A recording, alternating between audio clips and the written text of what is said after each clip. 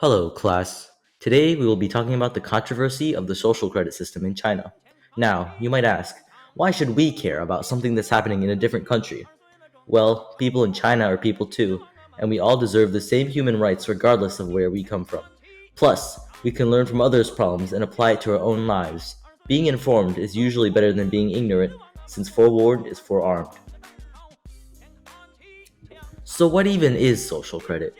Different governments in China have implemented point and blacklist systems in which a person can be ranked based on their trustworthiness, and this credit can affect your entire life. For example, in an excerpt from the radio program All Things Considered, a man from China says, quote, "One thing that comes along with the blacklist, the untrustworthy list, is that you are barred from high-end consumption, which means that you can't take a speed train, you can't fly," end quote. So you can literally be banned from public transportation for being on a blacklist. He also said that his face was shown on a billboard that shows blacklisted people. But how does this happen? What sort of thing could impact your social credit? In the same excerpt, it also mentions that social credit is a bit like credit scoring in America, but it also factors in information like your purchase history and public behavior, not just your bills and debts. And if you fail to pay debts, you'll suffer harsher punishments than you would in the United States, as the man clearly experienced. Other things that could decrease your trustworthiness are failing to show up to court cases and writing things the government doesn't like on the internet.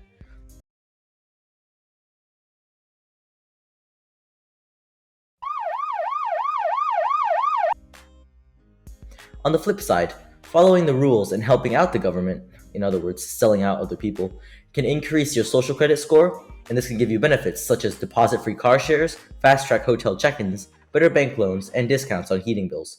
It's not quite as dystopian as most people make it out to be, but there are some very real consequences.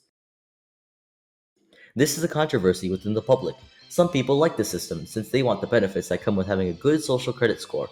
In an article by Globe and Mail, the journalist Nathan Vanderclip states that some scholars and officials defend the system, saying that it rewards good behavior and makes the unreliable people responsible at the same time. Another writer, Jeannie Acosta, said in the Washington Post that people believe that the point is not the surveillance system required for the project to succeed, but rather the improvement in the quality of life and good citizenship. They say that China has a different culture than other countries, and Westerners have to accept that. It all boils down to the main argument of the pro-social credits being that the helpfulness of the system outweighs any potential moral and social issues that are of monitoring its citizens so closely. Critics worry that the amount of spying that it will take to produce an accurate social credit for so many citizens will be a major violation of privacy. Carrie Lai from the IFLR reports that IPs may have to be stored as part of the data collection, which could lead to breached security and leaks. Others have argued that the government never had the right to monitor and rank its people, and it shouldn't have that power now. They reason that barring ordinary citizens from going on buses, trains, and planes seems a little overkill for the minor offenses that they may have committed that they might not even know about.